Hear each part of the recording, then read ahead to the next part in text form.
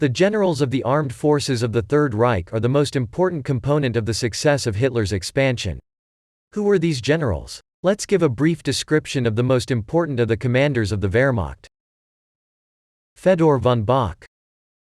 By the beginning of World War II, he was the third most senior general. He commanded Army Group North in the Polish campaign and Army Group B in the French.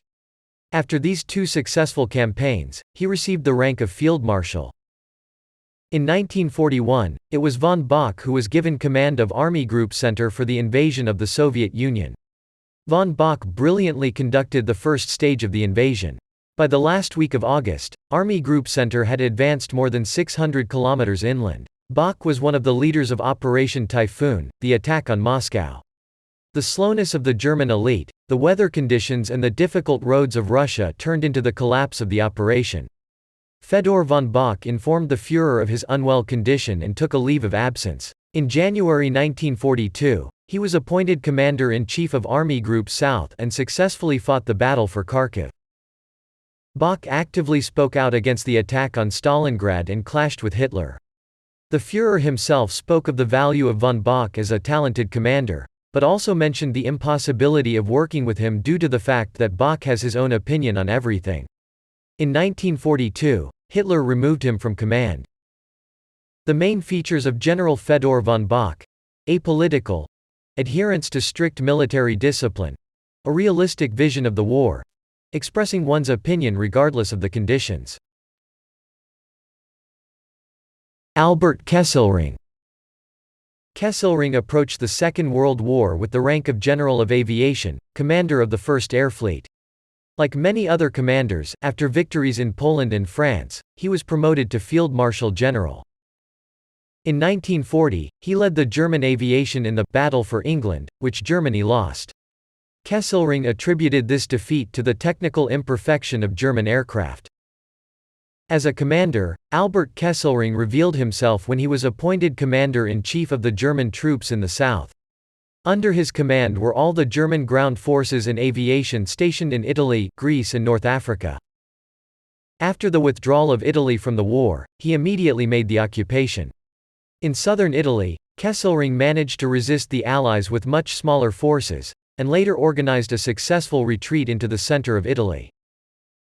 The main features of General Albert Kesselring: carrying out a brutal occupation policy, military optimism and the desire to continue resistance in any situation.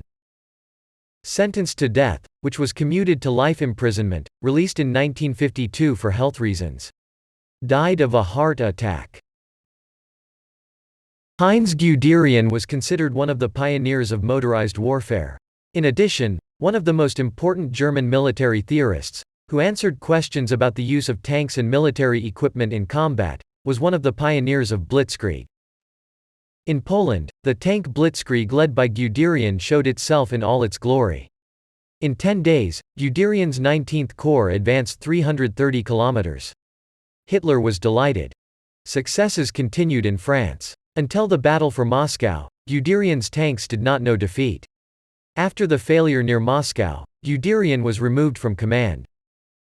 Guderian perfectly mastered the art of driving a tank. He knew all the features of using tanks in battle, right down to the features of movement in a particular area. Such a commander deservedly inspired confidence in his subordinates. Guderian is distinguished by many researchers as an unsurpassed tactician. The main features of General Heinz Guderian: a deep theoretical and practical understanding of the motorized method of warfare, an apologist for the blitzkrieg strategy. In Nuremberg he acted as a witness. Died from liver disease. Gerd von Roonstad. Roonstad, when the Nazis came to power, was the most experienced and already aged general. He considered it wrong for the army to interfere in politics, and he did not quite like the Nazi regime. This was the reason for his first resignation in 1938. However, before the war, Hitler could not but return such a person. His most important military success was the promotion under his leadership of the Army Group South in the Soviet Union. Roonstad's troops triumphantly advanced to the Dnieper and further east. With the support of Guderian's tank army, Roonstad carried out one of the largest encirclements in the history of wars in the vicinity of Kiev. Kiev fell. However, the further the Germans advanced, the more clearly Roonstad understood what lay ahead for them. In November 1941, he urged Hitler to stop and prepare for the cold. Hitler refused. Later, Roonstad disobeyed the Führer and gave the order to withdraw from Rostov. On the same day he was removed from command. Hitler later admitted he was wrong and apologized to the general. Gerd never returned to the Eastern Front. Roonstad strongly opposed the conspirators against Hitler and even participated in the Army Court of Honor.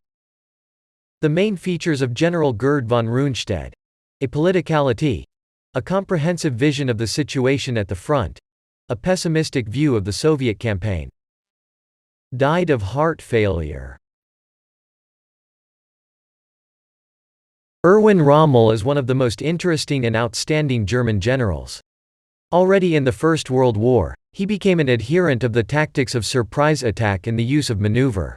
In the 1930s, his book on military tactics, Infantry Attacks, was published, which revealed the advantages of surprise, speed and deception in offensive and defensive operations. Rommel's greatest fame came from leading a tank corps in North Africa. There he fully demonstrated all his knowledge and tactics described in the book. Rommel was known for insubordination to his superiors. But there was nothing to do, he won. His maneuvers, surprise attacks, attacks from the flank, models of tanks to deceive the enemy brought him victory after victory and made him the most dangerous opponent of the British generals in Africa. The Afrika Panzer Corps managed to resist the British forces several times superior to it and took a key position, the fortress of Tobruk. Rommel was written about in British newspapers. However, soon the general was expected to be defeated. The concentration of forces on the Eastern Front led to Rommel's inability to hold the lines due to a lack of ammunition and equipment. After a series of defeats, Rommel was recalled from Africa. The main features of General Irwin Rommel: the widespread use of surprise attacks and deception of the enemy, a master of maneuver warfare, disobedience to superiors and confidence in his decisions. Probably, during the war, Irwin became disillusioned with the Nazi leadership, one of the participants in the July conspiracy named Rommel. Hitler offered him a choice, trial or suicide. Rommel chose the second option and took the poison. Walter Model.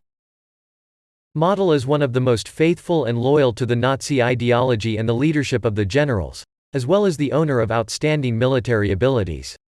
He became one of Hitler's favorite generals, became famous for his talent for defensive warfare.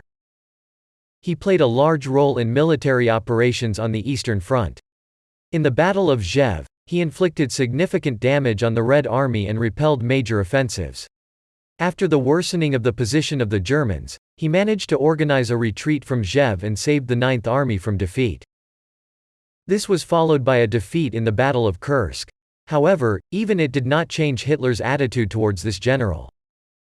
In 1944, the German army collapsed in the northern direction.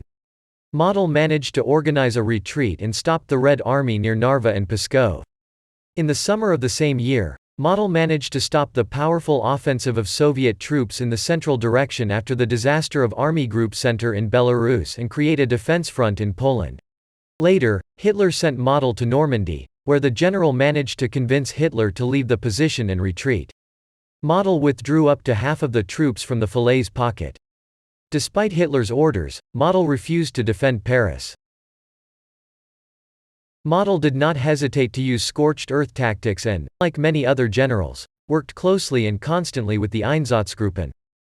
Main features of General Walter Model: ardent commitment to Nazism, scorched earth tactics, cruelty, exceptional skill in defensive warfare. At the end of the war, Model ruled out the option of being captured and shot himself. Historians agree that General Erich von Mannstein was one of the most talented German commanders. This is also evidenced by the reviews of other German generals, for example, Heinz Guderian, who called Mannstein the best operational mind. Before the French campaign, Mannstein was not satisfied with the plan proposed by the top of the Wehrmacht, and then he proposed his own plan. He envisioned a main attack through the Ardennes in southern Belgium, and a diversionary attack in the north, as well as a rapid advance towards the English Channel. The plan was rejected by the generals, but was later adopted by Hitler, modernized and put into action. On the Eastern Front, Mannstein's main triumph was the destruction of the Crimean Front and the capture of Sevastopol in 1942. After that, Mannstein was elevated to the rank of field marshal.